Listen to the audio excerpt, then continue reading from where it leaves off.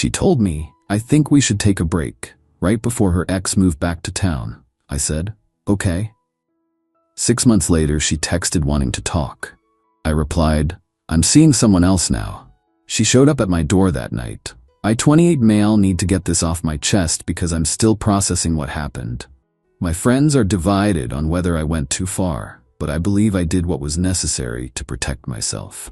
Rachel and I were together for 3 years. We lived together for the last 1.5 years. On the surface, things were good, but looking back, I can see the cracks I chose to ignore. The way she'd get intensely anxious if I didn't text back within the hour. The flashes of jealousy over female friends she'd had since day one. They were small things, easy to dismiss.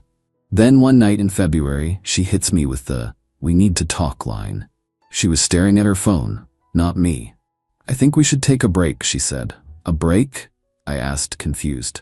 "What's wrong?" "I just need some space to figure things out. It's not you, it's me." The oldest line in the book, but here's the context. Her ex, Marcus, had just moved back to town. She'd mentioned it casually a week earlier, but her tone was off. "Oh, Marcus got a job here, isn't that weird?" Weird indeed. I didn't argue, didn't beg. A part of me was tired of walking on eggshells. I just said, "Okay." She looked up from her phone, genuinely surprised. "That's it? Just okay?" "You said you need space. I'll give you space." She moved out the next week, leaving half her stuff because it's just a break. Sure it was. Here's where the reality of legal obligations kicks in. The lease we signed was ironclad. Both our names were on it, making us equally liable for the entire rent until the term ended in 8 months. She assumed I'd just cover her half while she found herself. That was a wrong assumption. I immediately contacted our landlord. He was a professional, not a friend. He pointed to Clause 12 of our agreement. Both tenants are jointly and severally liable. "I don't care who pays it, as long as it's paid in full," he said. "If you want her off the lease, you both need to sign a lease termination agreement and pay a 2-month break fee. Otherwise, she's on the hook with you." I paid the full rent for the first month to protect my credit and avoid eviction. Then I sent Rachel a formal certified letter with a copy of the lease, highlighting her legal obligation for 50% of the rent. 2 weeks later, her Instagram confirmed my suspicions. A photo of her and Marcus at our favorite restaurant.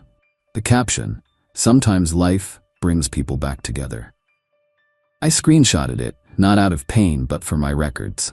I texted her, "Hey, I sent you a letter regarding the lease. Since you've moved out, you still owe your half of the rent. If you want to be formally removed from the lease, we need to sign the termination agreement with the landlord." Her response, "Can't this wait? I'm really busy." "The rent is due on the 1st, I replied. "You are legally responsible for your share." Radio silence. She refused to meet or sign anything. So I documented every text, every post with Marcus, and every refusal to cooperate. After the 2nd month of her non-payment, I sent her a formal demand letter for 2 months of back rent, drafted using an online legal template. I sent it to her parents' house, her last known address. She called me, screaming, "What the hell is wrong with you?" "I'm following the lease terms," I said calmly. "The ones we both signed. You abandoned the apartment and your financial obligations." "You know I can't afford that." "Then you should come and sign the termination paperwork. Otherwise, this debt will go to collections and damage your credit." She came by the next day, seething. She signed the agreement. As she was leaving, she tried for a dramatic exit. "I can't believe you're being so cold about this." "You wanted a break," I said. "Breaks have consequences." Next, her belongings. The lease stated that property left for more than 30 days after a tenant vacates is considered abandoned. However, state law required the landlord to send a formal notice. I coordinated with him, and he sent the notice to her parents' address, giving her 15 days to retrieve her things. She ignored the notice, so I boxed up everything. I donated it to a local women's shelter and got an itemized receipt for tax purposes. I sent her a copy with a note, "Your things are helping women who are actually in need." Marcus texted me after that. "Dude, you have a problem." "No problem here," I replied, "just following the law." Fast forward to May. I'm doing well. I started seeing someone new. Sarah, a teacher who communicates with a calm maturity that felt like a breath of fresh air. Life was good. Then the texts from Rachel started in June. Hey, how are you? Been thinking about us. I made a mistake. Can we talk? I replied once. I'm seeing someone else now. I wish you the best. 20 minutes later, she's at my door, banging on it. I opened it, leaving the chain on. It's 10 p.m., Rachel. She was a mess, mascara running down her face. You can't just move on like that. It's been 6 months since you left, Rachel. We were together for 3 years. We were, I emphasized. You ended it, remember? I said a break, not a breakup. A break where you immediately moved in with your ex? That's a breakup. She started crying, the ugly, gasping kind. Marcus and I broke up. He was a liar. That's unfortunate, I said, my voice flat, but has nothing to do with me. You need to leave. How can you be so cruel? I loved you.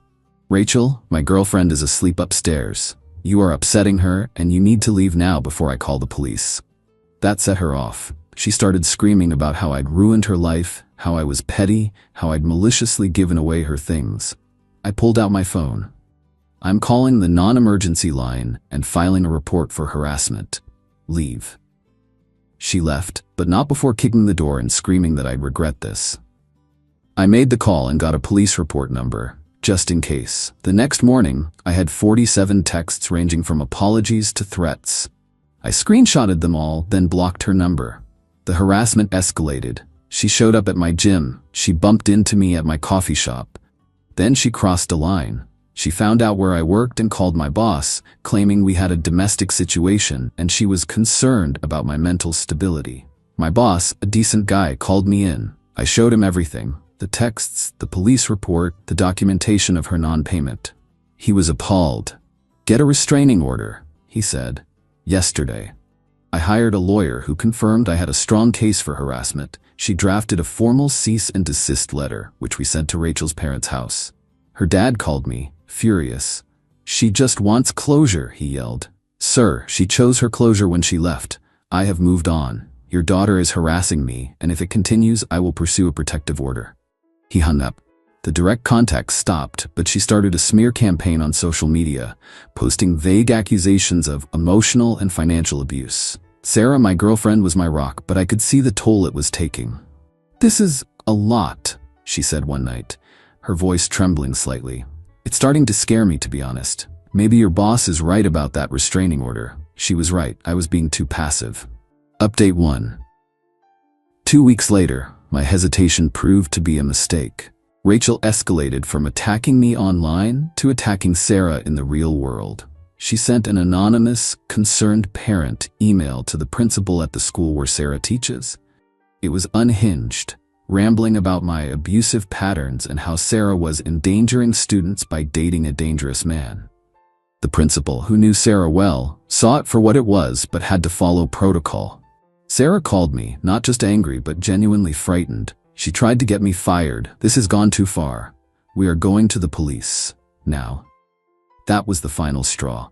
I took the mountain of evidence, the texts, the social media posts, the false report to my boss, the email to Sarah's school, and we went to the police station together to file for an emergency protective order. The detective was blunt. This is textbook stalking and harassment. You have more than enough. They granted a temporary order that day pending a court hearing. A sheriff would serve her the papers within 48 hours. But that same night, before she was served, Rachel showed up at Sarah's apartment. Sarah called me, whispering and terrified. She's outside, parked across the street, just sitting in her car staring at my window. Call 911. I'm on my way, I said, my heart pounding. When I got there, 2 police cars were already present. Rachel was telling them she was just lost and pulled over to check her GPS. An officer recognized me from the report I'd filed earlier. Is this the individual named in your protective order filing? Yes, I said. And she is lying. This is my girlfriend's apartment. She has never been here before. She is stalking us. We are terrified of her. The fact that the order hadn't been technically served didn't matter. Her actions, showing up at night at the home of a person she'd been systematically harassing, constituted stalking. They arrested her. As they put her in the car, she screamed at me, "This is what you wanted, isn't it? To ruin my life?" I didn't respond. Sarah came outside, shaken but resolute. "You really know how to pick them," she said with a shaky laugh. "Formerly pick them," I corrected, putting my arm around her. Later that night, I got a call from an unknown number. It was Marcus. "You need to drop this," he said, his voice low and menacing. "You're making a huge mistake. You don't know what you're dealing with." "Is that a threat?" I asked. "It's advice. She's not well. Walk away before this gets uglier for everyone, especially your new girl." "Are you threatening my girlfriend?" I shot back. "Just telling you to be smart," he said, and hung up. The call wasn't about her well-being. It was an intimidation tactic. It felt like he was trying to cover his own tracks. I saved the call record and reported the contact to the detective. The hearing for the permanent order was a week later. Rachel showed up with a lawyer who tried to paint me as a vindictive ex. But my lawyer dismantled their narrative, presenting a clear, chronological timeline of harassment. The judge wasn't interested in the relationship drama. He looked at the police reports, the email to Sarah's principal, the stalking incident. "Miss Rachel's last name," he said. "Your behavior is not that of a heartbroken ex, it is that of a criminal harasser. The protective order is granted for 2 years." Rachel broke down, a hollowed-out version of the woman I once loved. Seeing her like that felt shitty. There was no victory, just a profound sense of loss and relief. Sarah was waiting for me. "It's done?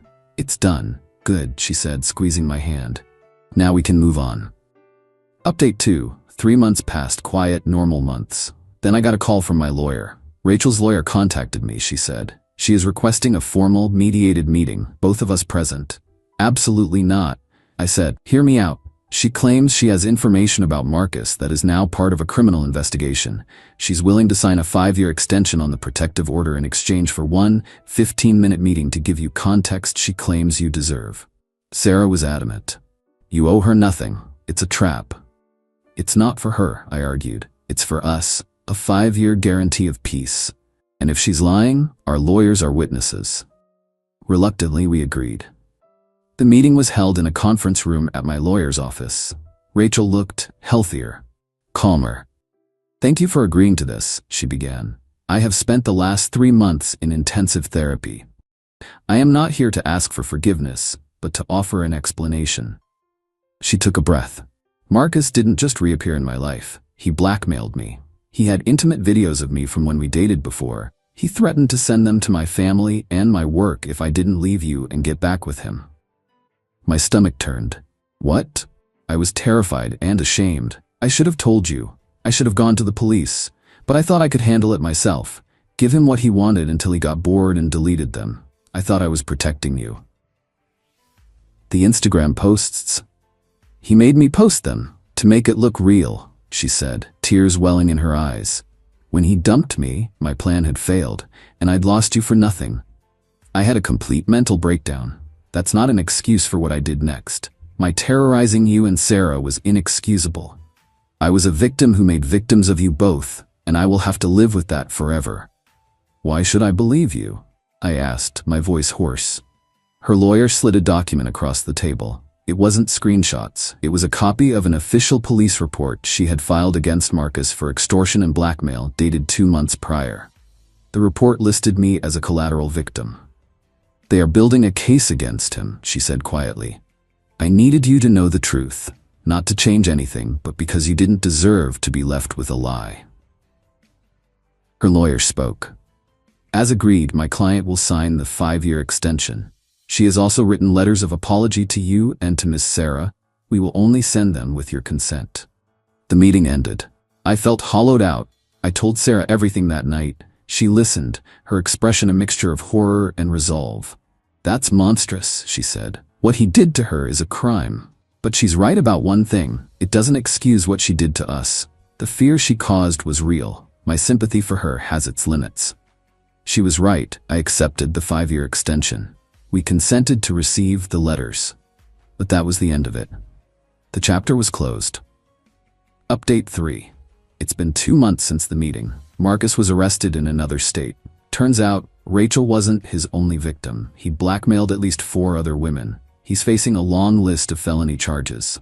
Rachel testified against him. The apology letters arrived via our lawyers. They were raw and honest. Rachel took full responsibility for the trauma she caused, explaining her breakdown without using it as a shield. Sarah read hers and said, "I'm glad she's getting help. I hope she finds peace." but I'm also glad for that 5-year order. We moved in together last month, a new place, a fresh start. Last week, I ran into Rachel's mom at the grocery store. I tensed up, but she approached me cautiously. "I won't keep you," she said, her voice strained. "I just needed to say what happened. It was for the best." Her therapist said she had to hit rock bottom to start climbing. The arrest, the order, it forced her to get the help she desperately needed for her anxiety and depression. "I'm glad to hear she's doing better," I said, and I meant it. "She is," her mom said with a sad smile. "Thank you." She turned and walked away. It wasn't a neat, happy ending. It was an awkward, painful acknowledgement of a shared disaster. Here's what I've learned. Red flags are warnings. A partner's intense anxiety or jealousy isn't a sign of passion. It's a sign of instability that can curdle into something dangerous. Taking a break is a conversation, not a declaration. If someone won't give you reasons, their silence is the reason. Document everything. Protect yourself legally. It's not about being petty. It's about being prepared. Involve professionals. Don't try to handle stalking or harassment yourself. Lawyers and law enforcement are tools for your safety. Mental illness explains behavior. It does not excuse it. Someone can be both a victim and a perpetrator. You are not obligated to absorb their trauma or forgive their abuse.